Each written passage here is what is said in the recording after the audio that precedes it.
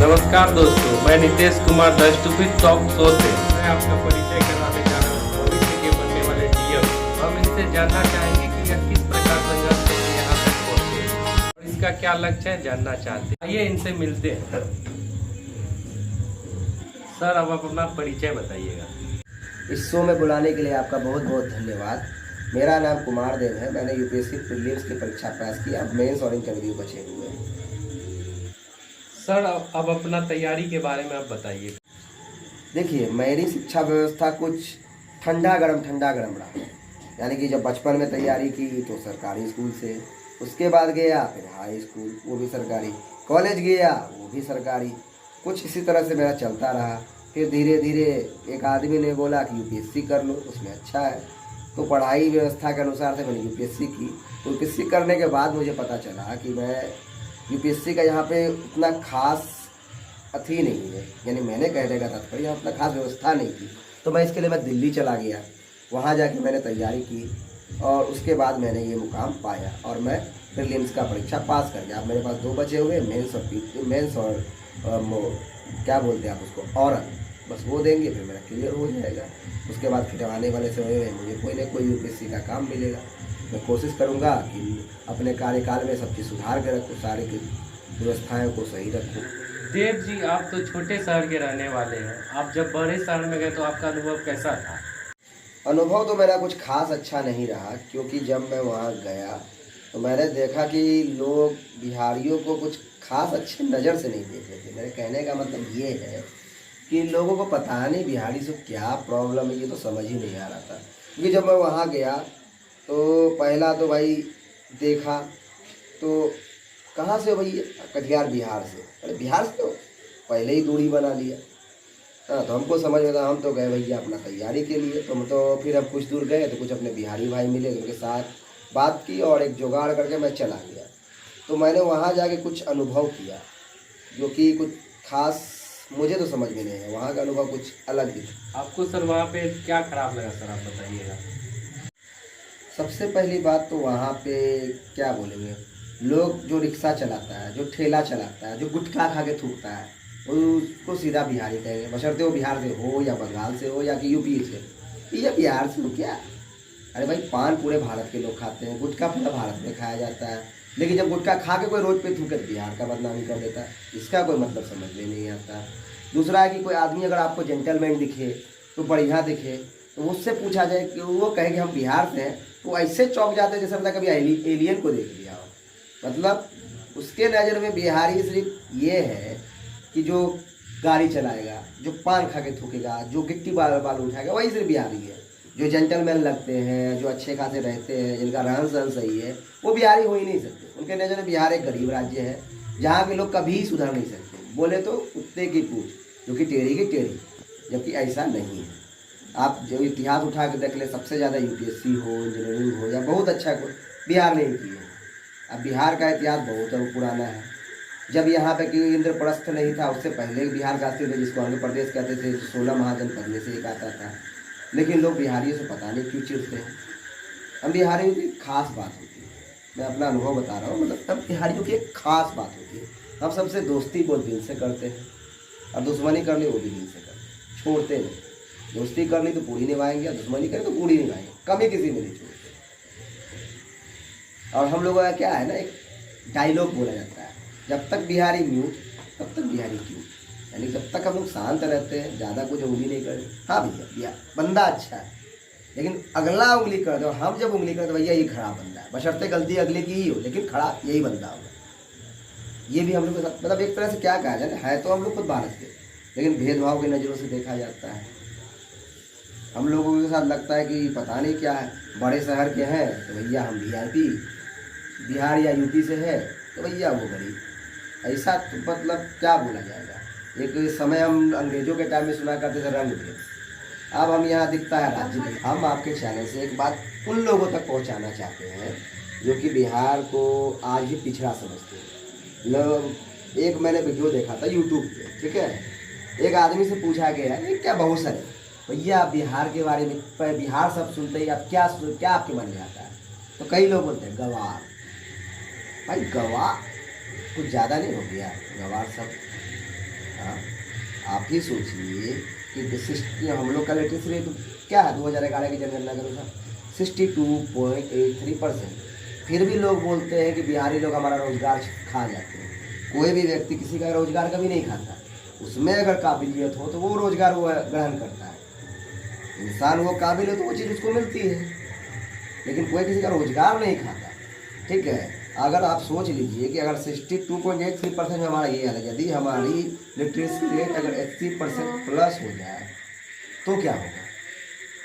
80% plus हो जाए तो कहीं किसी को तो जॉब भी नहीं मिलेगी। सीधे बोलेगा बिहारी लोग को तो सारे जॉब छीन लिए। ऐसा कुछ नहीं। यहाँ की शिक्षा व्यवस्था में हो सकती है कमी, हम ये मान सकते हैं। हो सकता है अगर लिटरेसी रेट कम हो, लेकिन यहाँ के लोगों का जो जज्बा होता है, जितने पढ़े लिखे लोग हैं उसका जज्बा बड़ा मजबूत होता है। पोल के नीचे पढ़ के अपनी शिक्षा प्राप्त करते हैं और एक बहुत अच्छे पद पे भी जाते हैं। ऐसा बहुत सारा एग्जाम्पल है। अब महान लोगों की बात करें, बिहार में महान लोगों की कमी है क्या? इतिहास से लेकर अभी तक महान लोग पैदा होते रहे।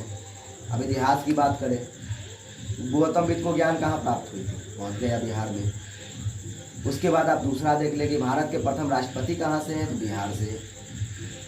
गिलास का ब्रिज कहाँ मौजूद है? तो नालंदा बिहार में। अभी नया क्रिकेट स्टेडियम बन रहा है। इससे पहले क्रिकेट स्टेडियम कहाँ हुआ करता था? सन 2000 से पहले रांची में, जो कि बिहार का एक हिस्सा था, बाद में अलग होकर झारखंड बन गया। तो बिहार के साथ ऐसा नहीं, बिहार का इतिहास पहले भी गौरवशाली था, अब भी बिहार मजबूत है। लेकिन लोगों को लगता है कि नहीं भैया, हम बड़े शहर में या मॉल है, मल्टीप्लेक्स है, ये वो 9-17, हम बहुत अच्छे हैं, अगले के पास कुछ नहीं है। ऐसे ही नहीं, सभी लोग सभी चीज़ों से गुजरते हैं। कहीं कुछ कम होता है, कहीं कुछ ज़्यादा होता है, लेकिन होता सभी के पास है। और सबसे अच्छी बात यहाँ के बिहार के लोगों की सबसे अच्छी बात क्या होती है? वो लोग किसी चीज़ को एब्जॉर्ब अच्छा करते हैं। इसीलिए यहाँ के लोग हर चीज़ में अपने आप को बेहतर साबित कर पाते हैं। आप इसके यहाँ के आर्मी का रेजिमेंट देख लीजिए, उसमें बिहार भी अच्छा काम करता है। अब UPSC हो गया, जो कि मैं ऑलरेडी कर रहा हूँ। तीसरा फिर अब इंजीनियरिंग ले लें, सुपर 30 बहुत बड़ा नाम है। सुपर 30 लोग फेमस है, क्या कौन नहीं जानता उसको? मैथमेटिक्स के मामले में बिहार नंबर 1 पे आता है। ऐसा क्या है? कुछ लोग न्यूज़ पे देखते हैं, बता रहा हूँ मैं, कि न्यूज़ पे देखा था ये चीट हो रहा, ये हो रहा, वो हो रहा है। भैया अगर आप चीटिंग ही होता तो सुपर 30 जैसा कोचिंग बिहार में होता। होते हैं सही गलत हर जगह होते। देखिए दुनिया में भिन्न भिन्न प्रकार के लोग होते हैं, अच्छे बुरे और बहुत बुरे। लेकिन कौन अच्छा है कौन बुरा है उनसे बात करके पता चलेगा ना, कि डायरेक्टली हम बिहार के हैं या आप गलत हैं, वो लोगों लगा हुआ। मुझे लग रहा है आपको कहीं वहाँ कुछ ज़्यादा ही तकलीफ हुआ। बात तकलीफ की बात है, सेंटिमेंट को दुख पहुँचाने। वहाँ पे जो चीज़ हुई, जिस तरह की घटनाएँ हुई है, ये मुझे बहुत आहत है। मुझे अपने देश में लगता है कुछ अलग फील हुआ। एक तरह से मैं सोचने गया था अपना ही, क्योंकि भेदभाव देखने को मिलता है। आप बिहार के लोगों का भेदभाव क्या लेते हैं? आप किसी और का नहीं। अभी हाल ही में एक वीडियो वायरल हुआ था, कोई लड़का गेम खेल रहा था, गेम खेलने वाला अरुणाचल प्रदेश के विषय में घूमता सुनता बोल दिया, वहाँ के लोग चाइनीज है, ये वो 9-17 बोल देना खराब करती है। और क्या सही है? जो लोग भारत के साथ हैं, भारत की झंडा उठाते हैं, उसको अपना धड़कन मानते हैं, आप उसके सामने नकारात्मक बात करते, क्या ये सही है? उसके साथ आज बोला, बहुत लोगों ने इसके लिए सवाल उठा, पर बिहारियों के साथ हमेशा से होता रहा।